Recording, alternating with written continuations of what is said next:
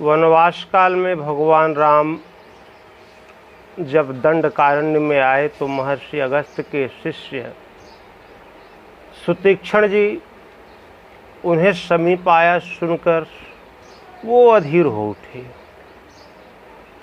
कि हे विधि दीन बंधु रघुराया, मोसे सठ पर करी हैं दाया। क्या दीन वत्सल भगवान मेरे जैसे मूर्ख पर भी दया करेंगे? क्यों?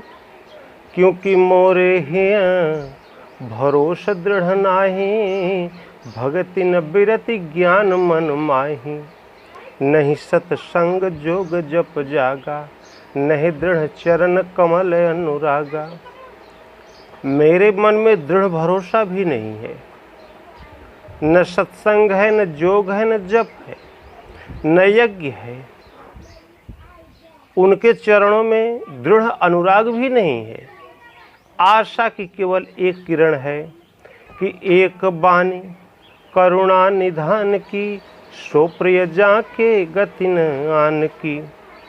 प्रभु की वृंदावली में उनका एक स्वभाव है कि वे भक्त उन्हें अत्यंत प्रिय होते हैं, जिन्हें भगवान को छोड़कर किसी दूसरे का भरोसा न हो। आपकी श्रद्धा कहीं, कुछ श्रद्धा कहीं और, तो 12 आने तो आप भटक गए। तो ऐसे भगवान कभी आपको नहीं प्राप्त होंगे। संपूर्ण सर्वभावेन भारत, संपूर्ण भाव से जिसकी श्रद्धा भक्त्या त्वनन्यया शक्य, अहम एवं विधोर्जुन ज्ञातुम द्रष्टुम च तत्वेन प्रवेष्टुम च परम तप। भगवान कृष्ण ने कहा कि अर्जुन, अनन्य भाव से जो मेरे प्रति आश्रित हैं उनके लिए मैं प्रत्यक्ष दर्शन करने के लिए, जानने के लिए और प्रवेश करने के लिए भी सुलभ हूँ। तो सर्वभावेन श्रद्धा को समेट कर सो प्रिय जाके गति नयान की, जिन्हें किसी अन्य का भरोसा नहीं है, वो प्रभु को अत्यंत प्रिय होते हैं। तो होई हैं सुफल आज मम लोचन, देखी चरण पंकज भव मोचन। अतः मुझे भी उन प्रभु को छोड़कर अन्य किसी का भरोसा नहीं है, इसलिए मेरे नेत्र आज अवश्य ही उनका दर्शन प्राप्त करेंगे।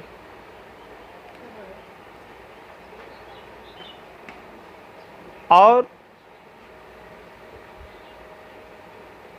यदि अन्य स्थलों पर साधक की श्रद्धा बिखर गई तो सिद्ध है कि अभी उसको साधना में भ्रम की स्थिति बनी हुई है, न कि वह भजन करता है। जब सुतीक्ष्ण जी को विश्वास हो गया कि प्रभु अवश्य कृपा करेंगे, तो दिशियरु विदिशी पंथ नहीं सूझा, को मैं चले कहाँ नहीं बूझा। उन्हें पूरब किधर पश्चिम किधर दिशाओं का भान ही नहीं रहा। मन ध्यान में केंद्रित था। तो कबहू क फिर पाछे पुनि जाहि, कबहू क नृत्य करें गुण गाहि। वो कभी पीछे घूम जाते थे, कभी आगे बढ़ जाते थे, कभी नृत्य करने लगते थे, तो कभी प्रभु का गुणगान करने लगते थे। भगवान ओट में छिपकर ये सब देख रहे थे और अतिशय प्रीति देखी रघुबीरा, प्रगटे हृदय हरण भव भीरा। उनका अपने प्रति अविरल प्रेम देख भवरोग का हरण करने वाले भगवान उनके हृदय में प्रकट हो गए। तो मुनिमग माझ अचल होई बैसा, पुलक शरीर पनस फल जैसा। बीच रास्ते में मुनि बैठ गए। वह किसी पगडंडी अथवा किसी सड़क के मध्य नहीं बैठ गए। वास्तव में भक्ति स्वयं एक पथ है, एक मार्ग है। इस मार्ग पर चलते चलते जब भगवान का स्वरूप आपके हृदय में आ जाता है तो साधक अचल स्थिर होकर बैठ जाता है। तो पुलक शरीर में रोमांच हो आया, कंठ अवरुद्ध हो गया। ठीक वही दशा जो भरत की थी। भगवान राम उनके समीप आए, उन्हें सचेत करने लगे तो मुनि ही राम बहुभांति जगावा, जागन ध्यान जनित सुख पावा। भगवान ने उन मुनीश्वर को कई विधियों से जगाया, लेकिन बहुत प्रयास किया भगवान ने, लेकिन वो जगे ही नहीं। उन्हें ध्यान जनित सुख मिल रहा था, इसलिए वो नहीं जगे। ध्यान यम नियम आदि जो उसका साधना का परिणाम है, जिसका अभ्यास आज से ही करना है, लेकिन जब ध्यान भली प्रकार लग ही जाएगा तो उसके परिणाम में निकल आएंगे भगवान। तो भगवान ने मुनि को समाधि से जागृत करने के लिए एक युक्ति लगाई। उन्होंने उन मुनि के हृदय में उनके इष्ट रूप से विराजमान राम के स्वरूप के स्थान पर अपना चतुर्भुज स्वरूप प्रकट कर दिया। सो तीक्ष्ण जी के इष्ट भगवान श्री राम थे, उन्हीं का ध्यान किया था उन्होंने, जो अगस्त ऋषि के आश्रम में रहा करें। अगस्त ऋषि से यही उपदेश उनको मिला था, भगवान राम के चरणों में अनन्य प्रेम। तो इष्ट रूप से विराजमान भगवान राम के स्वरूप के स्थान पर अपना चतुर्भुज स्वरूप जब प्रकट कर दिया तो इष्ट से भिन्न स्वरूप देखकर मुनि चौंक पड़े कि अरे ये कैसी आकृति। तो मुनि अकुलाई उठा तब कैसे, विकलहीन मनि फनिवर जैसे। मुनि व्यग्र हो उठे, ये कैसा स्वरूप, हमारे भगवान का रूप कहाँ गया, यह कौन बीच में आ गया। मुनि उसी तरह से विकल हो गए जैसे कोई सर्प मणि खो जाने पर विकल हो जाता है। घबराकर उन्होंने जब आंखें खोली, आंखें खोलकर जब देखा तो सामने भगवान खड़े थे। जब हृदय में भगवान का स्वरूप आ जाता है तो बाहर जहाँ भी आपकी दृष्टि पड़ेगी वहाँ भगवान आपको दिखाई पड़ेंगे। ऐसे ही स्थिति वाले महापुरुषों ने कहा है कि भगवान सर्वत्र हैं। स्वर्ग नरक अपवर्ग समाना, जहाँ तहाँ देख धरे धनु बाना। यही भक्त सूरदास की उक्ति है, बिना गोपाल ठौर नहीं कतहु, नरक जात दौ काहे। यह भक्ति की चरमोत्कृष्ट अवस्था है, किंतु इसका आरंभ गदगद गिरा नयन बहनेरा। हृदय में रोमांच हो, कंठ अवरुद्ध हो, मन में प्रभु का ध्यान हो, समर्पण हो, ये है भक्ति की पराकाष्ठा की स्थिति। काकभूषण जी पिछले जन्म में शूद्रतन में थे। शूद्रतन साधना का प्रथम सोपान है, उस तन में थे। भाग्य से उन्हें उज्जैन में गुरु महाराज बहुत ही अच्छे मिल गए, परमार्थ के ज्ञाता। वह महापुरुष उन्हें साधनोपयोगी रहस्य समझाने लगे, किंतु काकभूषण जी महाराज ने बताया, अपना संस्मरण बताया कि उस समय मैं बहुत दंभी था, और दंभी को नीति ये कब अच्छी लगती है। गुरु नित मोहि प्रबोध, दुखित देखी आचरण में। और मेरी क्या स्थिति थी, मोहि उपजय अति क्रोध, दंभी ही नीति की भावई। तो एक बार भगवान शिव के मंदिर में बैठकर मैं भजन कर रहा था। काकभूषण जी महाराज ने बताया कि एक बार भगवान शिव के मंदिर में बैठकर मैं भजन कर रहा था। गुरु महाराज इतने में पहुंच गए, किंतु अभिमानवश मैंने उठकर उन्हें प्रणाम नहीं किया। तो एक बार हर मंदिर जपत रहूं शिव नाम, गुरु आयऊं अभिमान ते उठ नहीं कीन प्रणाम। सो दयालु नहीं कहूं कछु, पूर्ण रोष लवलेश, अति अघ गुरु अपमानता, सही नहीं सके हूँ महेश। गुरु का अपमान इतना घोर अपराध था कि जिन शंकर जी के मंदिर में बैठकर मैं जिन शिव जी की उपासना कर रहा था वही रुष्ट हो गए। आकाशवाणी हुई रे हतभाग्य अज्ञानी अभिमानी, यद्यपि तुम्हारे महाराज गुरु महाराज के मन में तुम्हारे इस आचरण के प्रति तनिक भी क्रोध नहीं है, क्योंकि इन्हें वास्तविकता का ज्ञान है। फिर भी मर्यादा का उल्लंघन ये हमें अच्छा नहीं लगता, अतः मैं तुम्हें श्राप अवश्य दूंगा। तो बैठी रहे सी अजगर वो पापी, सर्प हो ही खल मल मति व्यापी। तू अजगर की तरह बैठा रहा, जा अजगर हो जा। अपराध कितना छोटा, उठकर गुरु महाराज का अभिवादन मात्र नहीं किया, किंतु श्राप इतना बड़ा कि अजगर हो जा। और इतना ही नहीं, 1000 जन्म भोग, 1000 अधम योनियों में भोग। अब तो वो शिष्य काकभूषुंडी महाराज लगे कांपने। पहले अपने को ज्ञानी समझता था कि अब गुरु महाराज में क्या रखा है, जो कुछ भी वह जानते थे उन्होंने सब बता ही दिया है, और मैं वह सब और सजाकर कह भी लेता हूँ। बड़े तार्किक थे काकभूषुंडी महाराज, उग्र बुद्धि और दंभ विशाला। अब सारी बुद्धि चली गई चूल्हे में, लगे कांपने। उनकी दशा देखकर गुरु महाराज को दया आ गई, तो हाहाकार कीन्ह गुरु, दारुण सुन शिव साप, कंपित मोहि विलोकयति, उरुपजा परिताप। भगवान, यह तो जड़ जीव है, आपकी माया से विवश होकर इसने ऐसा किया है, इसमें इस गरीब का तो कोई दोष ही नहीं। भगवान शिव ने कहा, विप्रवर, आपकी साधुता देखकर मैं इसे क्षमा करता हूँ, और इस पर विशेष कृपा भी करूँगा।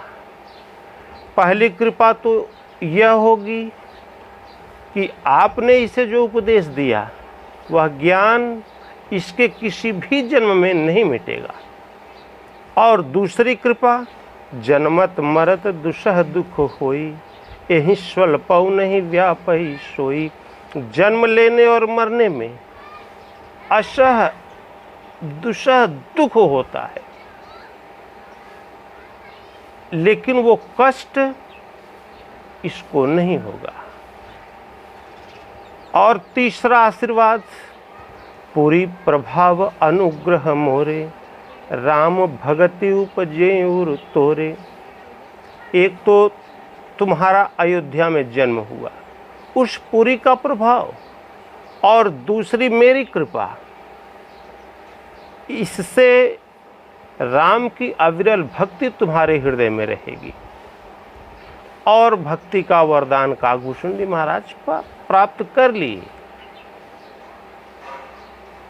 फिर क्रमशः 1000 जन्मों के पश्चात उन्हें मनुष्य का शरीर प्राप्त हुआ, और वो लगे संत महात्माओं की तलाश में टहलने।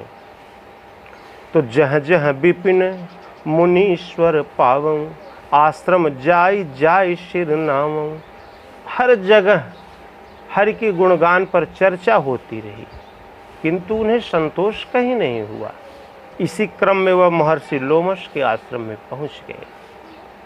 लोमश ऋषि ने पहले तो श्राप दिया, कौवे की तरह काँव काँव करता है, चांडाल पक्षी कौवा हो जा। और काकभूषुंडी महाराज कौवा हो भी गए, और हर्षित चले उड़ाए, प्रसन्न मन से उड़ चले वहां से। मुनि ने देखा कि इसमें तो महान शील है, लगता है यह भगवान का समर्पित भक्त है, हमसे ही भूल हुई क्या। उन्हें वापस बुला लिया, आशीर्वाद दिया कि राम भगति अविरल उर तोरे, बसहि सदा प्रसाद अब मोरे। राम की अविरल भक्ति मेरी कृपा से तुम्हारे हृदय में सदैव निवास करेगी। भक्ति का दूसरा वरदान लोमस जी से प्राप्त कर लिया। वो भजन में लग गए तो परमात्मा मिल गए। भगवान राम ने कहा, कागभूषुंडी, ज्ञान मांगो, वैराग्य मांगो, रिद्धियाँ मांगो, सिद्धियाँ मांगो, वैकुंठ मांगो, जो भी चाहो मांग लो। वह विचार करने लगे कि भगवान सब कुछ देने के लिए कह रहे हैं, किंतु भक्ति का तो नाम ही नहीं ले रहे हैं। तो प्रभु कह देन सकल सुख सही, भक्तिया अपनी देन न कहीं। भक्तिहीन सब सुख गुण सुख ऐसे, लवन बिना बहु व्यंजन जैसे। विविध प्रकार के व्यंजन आप बना लें, केवल नमक भर न डालें तो उसका स्वाद कैसा रहेगा?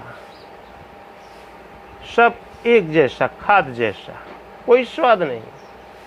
तो ये भगवान सब तो दे रहे हैं लेकिन भक्ति का नाम ही नहीं ले रहे। तो अंत में कागभूषुंड जी महाराज ने कहा कि भगवान, यदि आप प्रसन्न ही हैं तो जो प्रभु होई प्रसन्न वर देहु, मों पर करहु कृपा नेहु। मन भावत मम वर मांगहु स्वामी, तुम उदार उर अंतर्यामी। भगवान, यदि आप प्रसन्न हैं और आप मुझे वर देना ही चाहते हैं तो अविरल भक्ति विशुद्ध तब, श्रुति पुराण जो गाव, जेहि खोजत जोगीश मुनि, प्रभु प्रसाद को पाव। अविरल भक्ति जो एक बार जागृत हो जाए तो फिर कभी उसका स्रोत न टूटे, निश्चय ही मोक्ष देकर ही दम ले। जिसके लिए मुनि लोग यत्न करते हैं, योगी जिसे खोजते हैं, आपकी कृपा से जिसे कोई विरला ही प्राप्त करता है, आपके चरणों में ऐसी भक्ति हो जाए।